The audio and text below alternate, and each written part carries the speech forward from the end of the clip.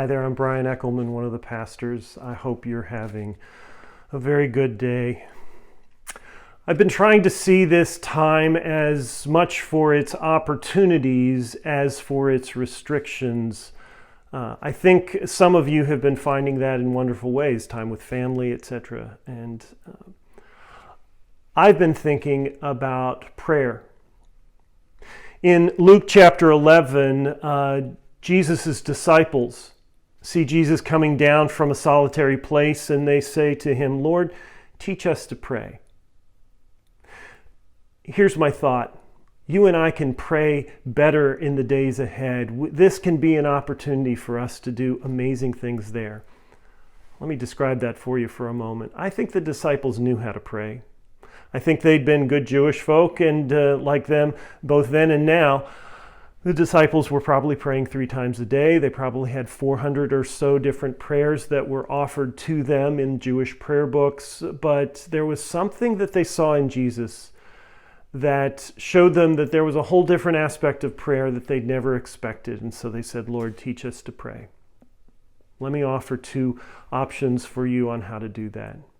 First of all, every week your church deacons offer something called 1820, which is a journal for your prayer. It's a list of the various needs and suggestions for your prayers. It's been something on paper that people have gotten, but when they come into the sanctuary, this week we're going to be putting it online. And so go to the church website and find it. It's called 1820. And the reason we call it that, it's from Matthew 18:20, which says, "Whenever 2 or more are gathered in my name, I am with them."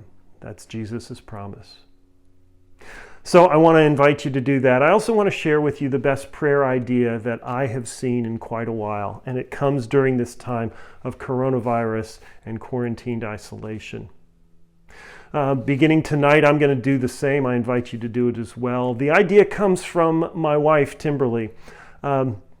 She said to me yesterday, she said, "I'm going to be busy from 7 to 8 p.m., so could we get everything done with kids or dinner or anything else beforehand? I'd like to do that."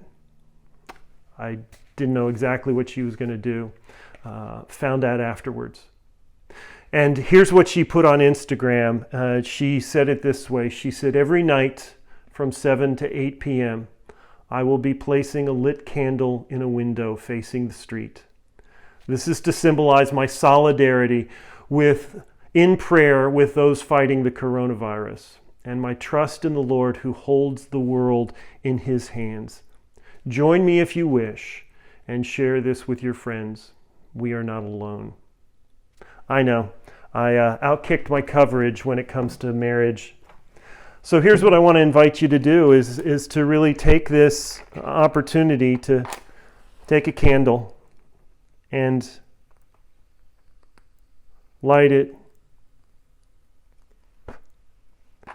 Put it in a window and let it be something that you testify to others that you are praying for them.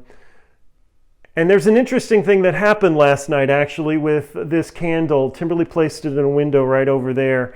And when she did, she noticed that there were people all up and down the street, more than a few of them, that had lit candles in their windows as well. In other words, they had seen her post, or they'd heard somehow that she was doing this, and they wanted to do it with her. And we felt like we were a community.